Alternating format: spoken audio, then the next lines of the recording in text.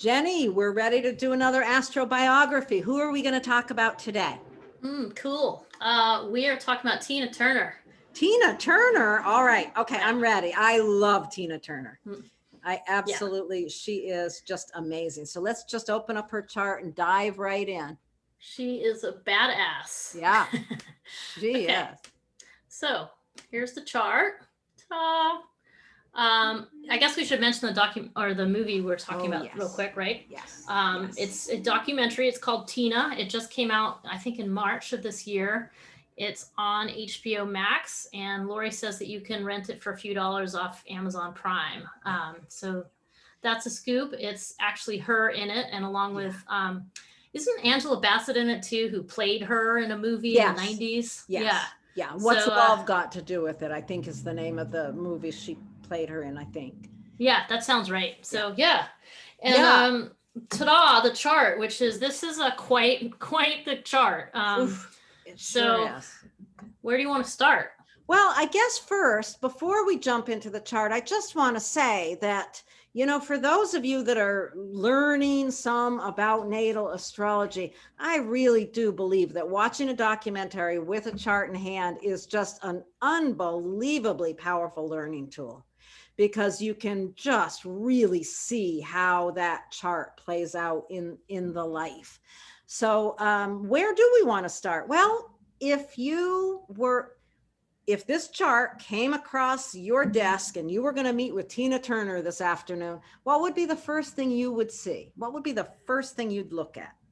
Well, the first thing that I sometimes when I open them up, it's just something grabs my attention. And it isn't always this, but I think for me, this one was the Sagittarius Sun conjunct Mercury in the 5th house. So that was just right away, just thinking fire. And then noticing, because of that, noticing that the moon is right opposite from it was another thing. So she was born right at a full moon, basically, just seconds after a full moon.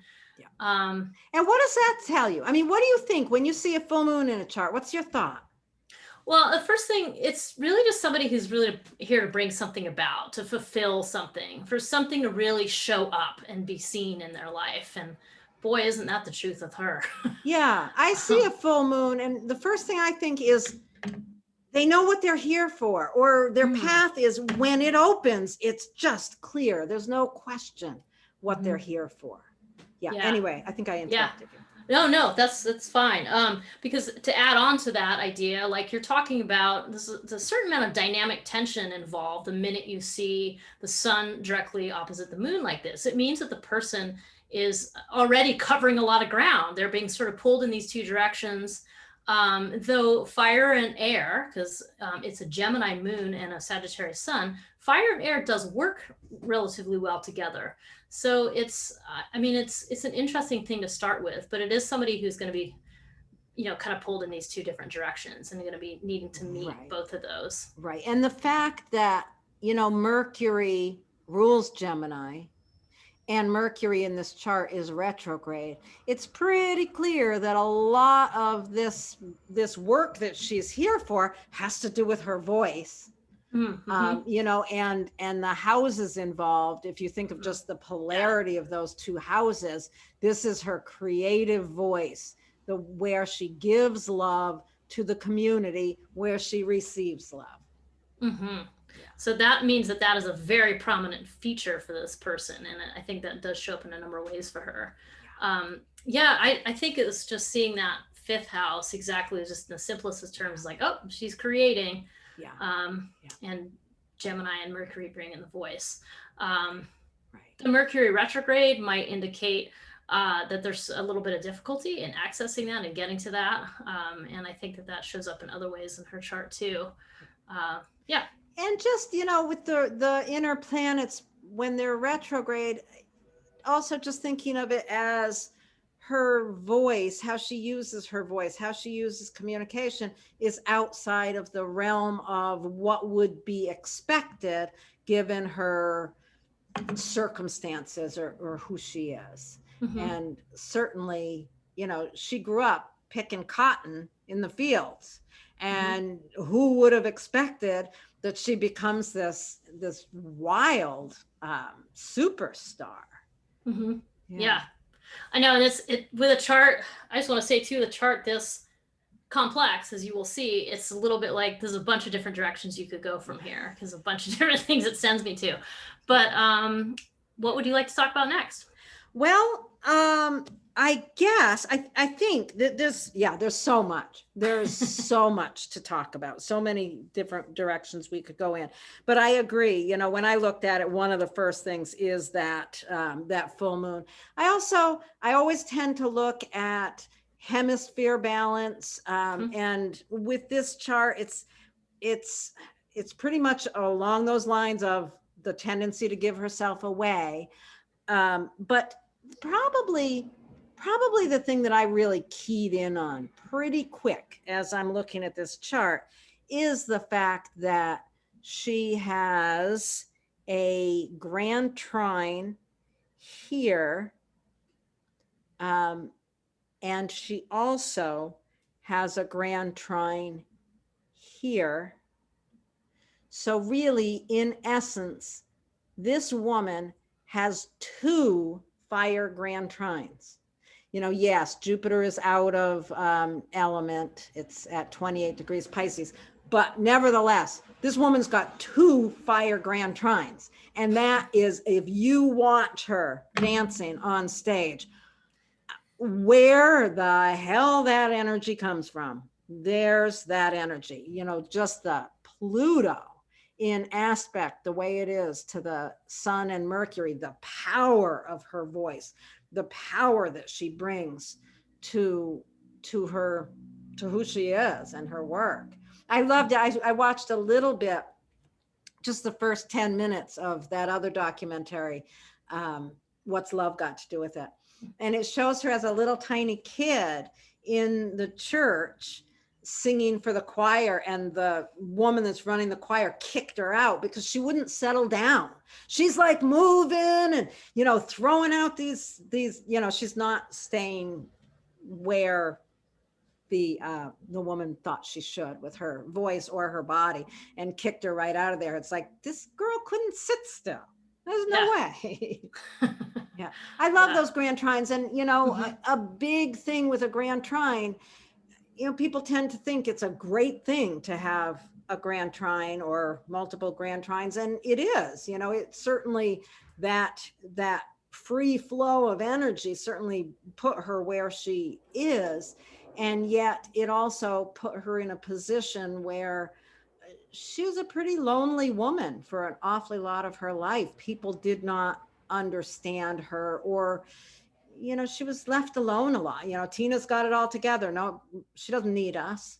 And that whole kind of thing. I think you just muted yourself. Must be you've got airplanes going over.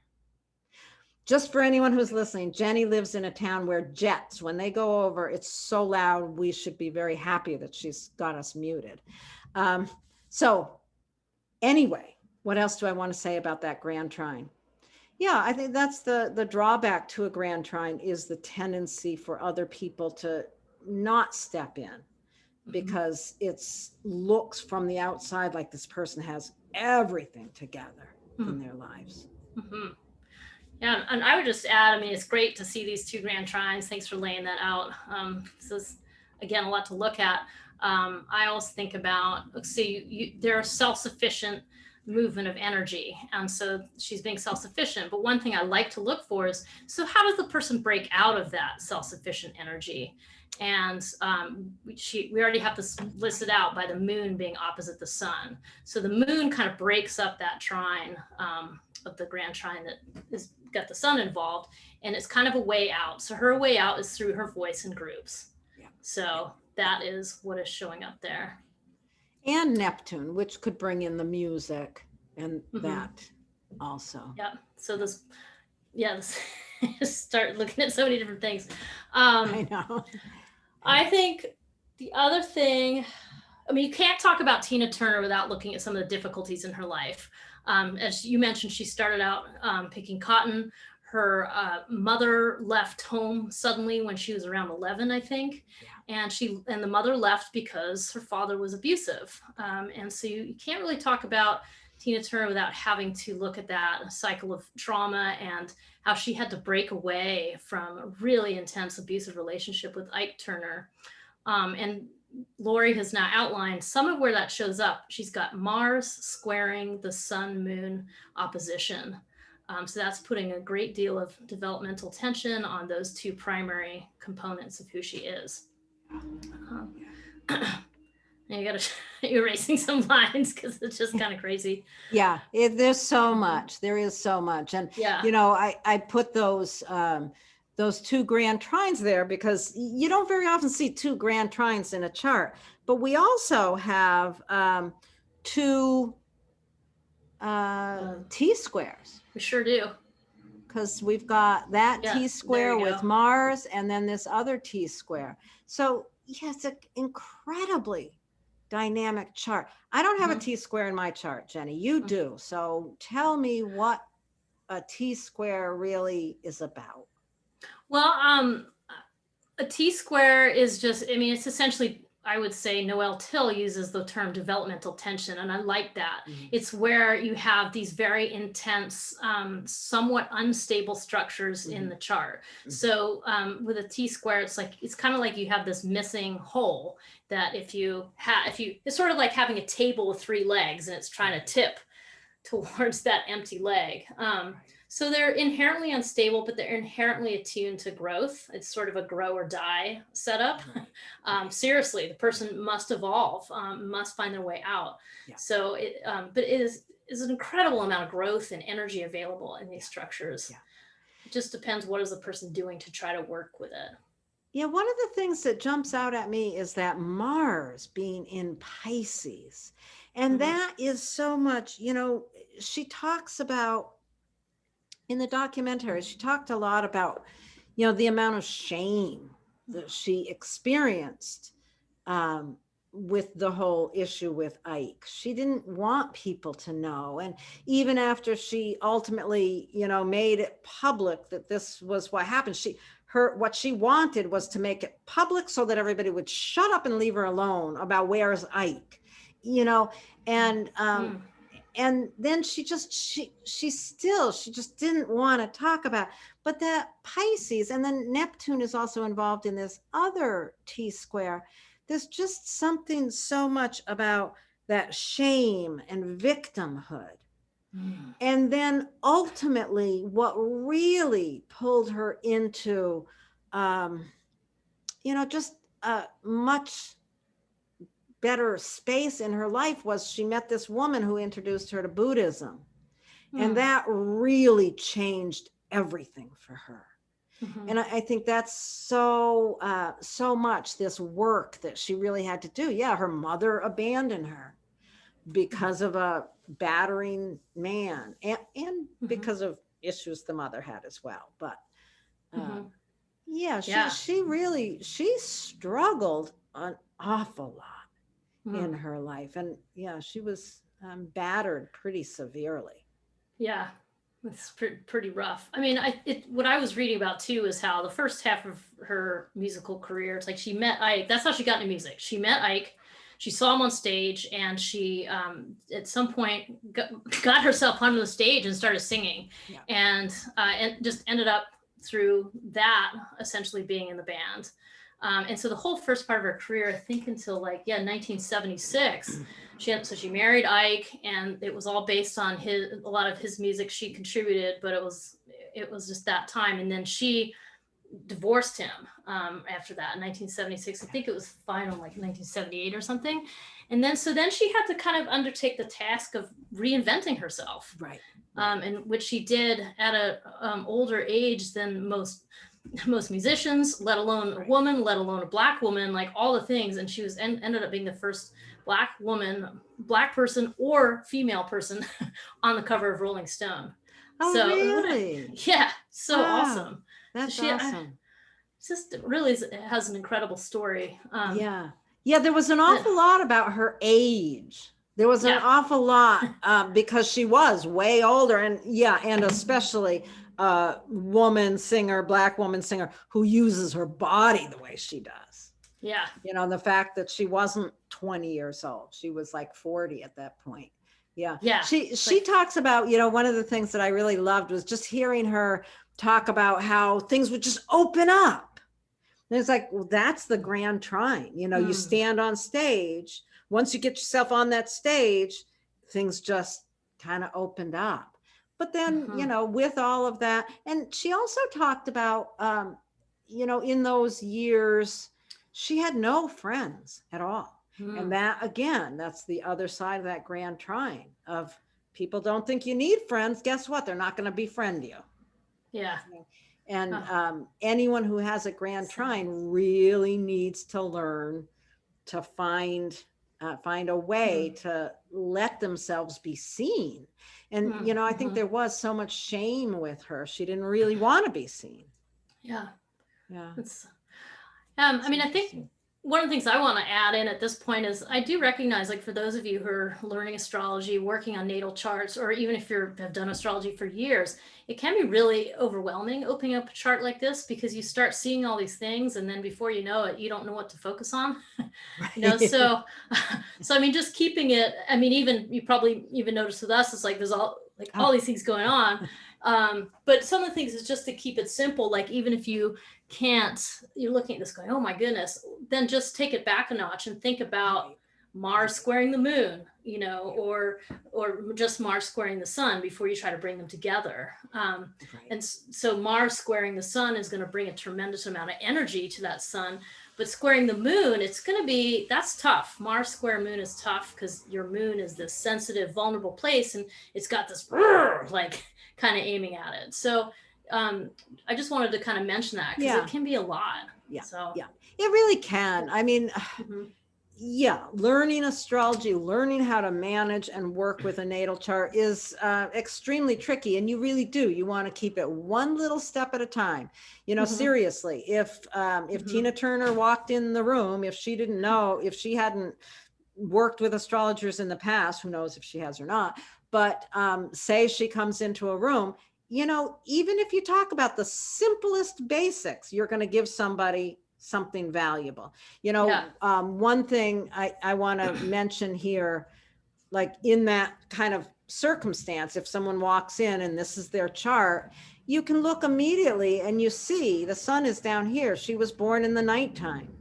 So given that it is a night chart, the moon is more important, is really important. So if you just focus on this moon and focus on some of the aspects to that moon, focus on, you know, the obvious creativity of the voice and the focus on that. Leo rising. It's down here. Yep. You know, just to look at some of the simplest basics. I mean, yeah, Jennie and I have been, we can chat about this stuff and it's fascinating, but it can be overwhelming. I know that's true. Yeah, and I actually just want to add on to what you're saying, Laura. I think it's great that you brought that up about the night chart, because that's something that's so simple, is when somebody's born at night, she's born at 10:10 p.m., it just highlights the importance of the moon. And also, when you have a night chart, one of the things that you learn about if you start studying this stuff is that you learn that Venus is going to be the most beneficial planet in this chart. This is very simple. This is not taking much further than that. And Venus rules her midheaven. So there's her career showing up through that Sagittarius Venus. So that's that end of it. On the opposite end of it, that's actually, Laura just drew a line up to Saturn in Aries. The hardest planet in this chart is going to be Saturn in Aries. It's retrograde, it's conjunct the South Node, and it's up there. I kept thinking when I saw that Saturn retrograde, I was like, this is how she met this guy that was carrying over the abusive behavior of her father. And yet it opened up a door for her that later she had to go back and close and then heal herself, you know, through this like Buddhism and other things, and just doing her work. So that's just a little bit of like ancient astrology. So again, it was like moon in a night chart, Venus being the beneficial planet, Saturn being the hardest. And if you just start with that and you start analyzing, let's say Saturn, you will get a ton of information about what's going on with it. It's pretty fascinating. There is, we could continue on and on. I want to mention one other thing. There's no Earth, no Earth in this chart. Did you notice that? Oh no. Oh yeah. There is none of the inner plants or planets plants. The only planets that are in Earth are way outer planets. So when I did up my little grid, I don't use the outer planets at this point. And looking at it that way, there's no Earth in this chart. And yeah, a lot of fire. A lot of fire. A lot of fire. Yeah. And Jupiter is, I love this Jupiter in the chart too. It's really, because Jupiter's on the Aries point. Yeah, so it's on the Aries point, and it's in Pisces, which it's dual rulership of there. So yeah, Jupiter loves to be in Pisces. Yeah, and Jupiter really likes it, and it's in that other Grand Trine. Yeah. So my mind went to, when I saw the Jupiter in Pisces, I was like, that's the religion. Like that's the Buddhism, the Pisces, and the fact, and also Jupiter, if you use the older rulerships, is the final dispositor in this chart. So it's just like meaning that there's a pathway from every planet that ends up at Jupiter, which is this big, expansive, beneficial planet. And it's opposed Neptune. So yes, that's absolutely her. When she was introduced to Buddhism, it gave her a pathway out. It really was such a big deal for her. Another thing I want to point out in this chart that I realized is really interesting is that we've got, where is it? Uranus is squaring the ascendant at the same time as Pluto is squaring the midheaven. And that, to me, really says a lot about how she became such a person of the times. I mean, these are these outer generational planets. So it's like the generation itself supported her personality and her path into her career. I think that's really telling. Nice. It has a lot to do with how famous she became. She's still alive. She's 81, I think 81 years old.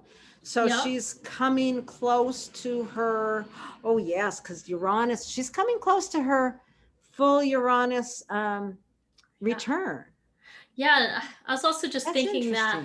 Yeah, because like having this documentary come out this year too, I think is significant to her career.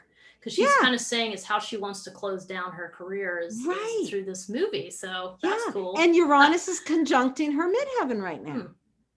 So Uranus is going back and forth over her midheaven. It's waking up who she really is as a cultural icon. Oh, that's really lovely. That's awesome. Nicely put, Laurie. Yeah, that's great. That's wonderful. The other thing, I took a note here. In 1976, when she left him, was when Uranus, isn't that interesting? Was when Uranus was opposing her midheaven. And now so here we are. How far? I mean, that's the thing. If you look at that, in 1976, she left Ike. Now Uranus is opposite the position it was at that time, which means we can see very clearly exactly how far she's come since then, where that brought her. That's cool. That's awesome. So interesting. Yeah. All right. It's great. I hope we've inspired you and not just frustrated you all, but this is super fun. And just to say, Jennie and I have, we look at charts in specific ways, and we both have a system that we work with when we prepare to do a consultation with a natal chart. And our systems are probably a little bit different, but they're probably also somewhat similar. And I just want to say I'm writing a book that's going to really help people follow these step-by-step processes. So keep an eye out for that. It's probably still a while before you're going to see it on your bookstore shelves, but it'll be there someday. Nice. It's so exciting, Laurie. That's great. I'm having a lot of fun awesome. writing it. I'm really having a lot of fun with it. So Awesome. where can we find you? If anyone's watching this and they want to meet with Jennie Date, where are they going to go? At hiddenpathastrology.com. Okay. You can also find me on Facebook and on Instagram. Okay. And you can find me at AstroLore. And eventually we'll have a podcast together, right, Jennie? Yep, it's coming up. That's coming up as well. We've got lots of things on the horizon. Yeah, thank you for watching, and thank you, Laurie. Thank you. Bye-bye. Bye.